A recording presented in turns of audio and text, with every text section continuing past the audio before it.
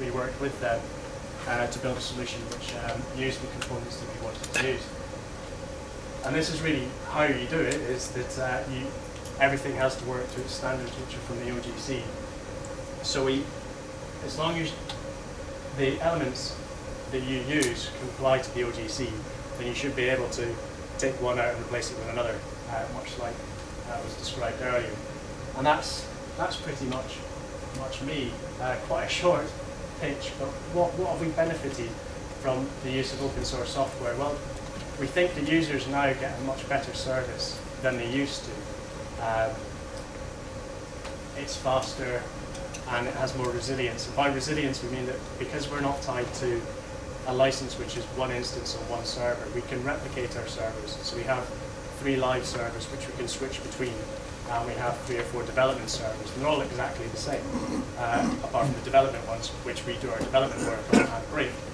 But there's no extra cost involved. It's just the hardware, which now is, the cost of hardware is coming down, so you can actually do that. From our funders' point of view, that's reduced the cost because we have less licenses involved. But again, it's not free, so we still have to skill people up.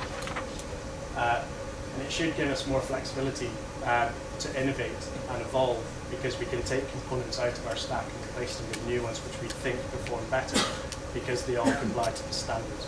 So it should be easy to take the blocks in and out. So the things to think about are really, you pick the right tool for the job that you have, and that means that it can be a hybrid of open and proprietary systems, or it could be completely open.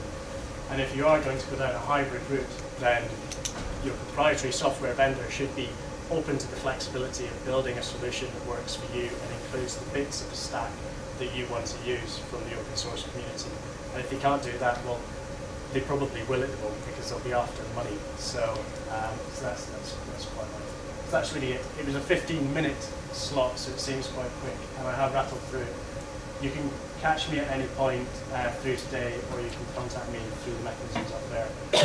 I'm not a huge techie person, but we have lots of techie people in a dark room at EDINA, and they're happy to answer some questions and tell you more about your services. So that's it.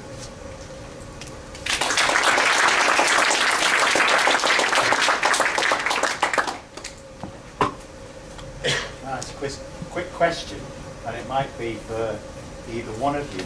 Anybody know what's happening with census boundaries, either current ones or the ones for 2011, in terms of open data and availability to the academic community and even wider?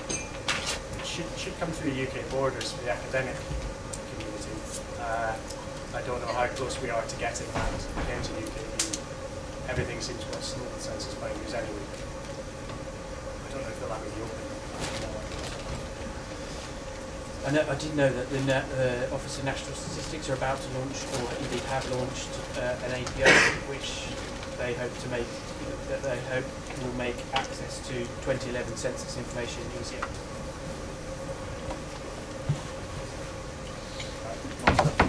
Just give a little bit about the OS as well. They've also just released a consultation about one problem over the next few months and years. So it might be worth reading into that. Yeah. What's the plan to facing things like FDLs now, and obviously looking at putting certain things. Well, anything that becomes available will either go into our HEFE only open UK borders, and if it is open, then we'll make it available through open boundaries as well. And we'll still have that. The nice thing with open boundaries is that search interface. You actually drill down into confusing data sets and get just what you want rather than the whole thing.